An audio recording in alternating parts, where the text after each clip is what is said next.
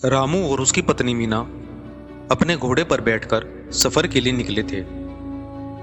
रास्ते में कुछ लोगों ने उनसे कहा, ऐसे निर्दयी लोग हैं, घोड़े की जान लेकर रहेंगे, ऐसा भी कोई करता है? दो लोग एक छोटे से घोड़े पर। जैसे ही रामू ने यह सुना, वह घोड़े से उतरकर पैदल चलने लगा। कुछ दूर सफर करने के बाद रास्ते में उन्हें कुछ औरतें दिखीं, जिन्होंने मीना से कहा, बेचारा पति पैदल चल रहा है और देखो इस महारानी को, जो घोड़े पर कितनी शान से बैठी है और सफर का आनंद ले रही है। मीना ने जब यह सुना तो उसने अपने पति को घोड़े पर बैठने के लिए कहा और वह पैदल चलने लगी।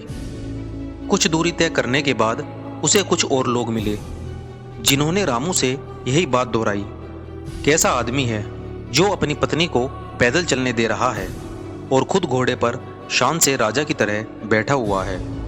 यह सुनने के बाद रामू फौरन घोड़े से नीचे उतर गया और अब दोनों लोग पैदल चलने लगे।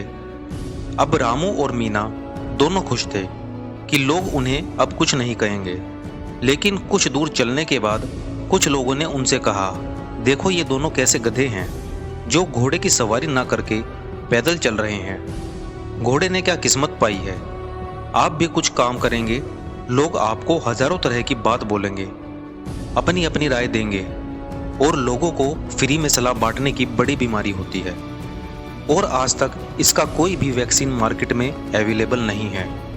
यदि आप इस वजह से कुछ नहीं कर रहे हैं कि लोग क्या कहेंगे, तो आप अपनी लाइफ में कभी भी कोई बड़ा मुकाम हासिल नहीं कर सकते।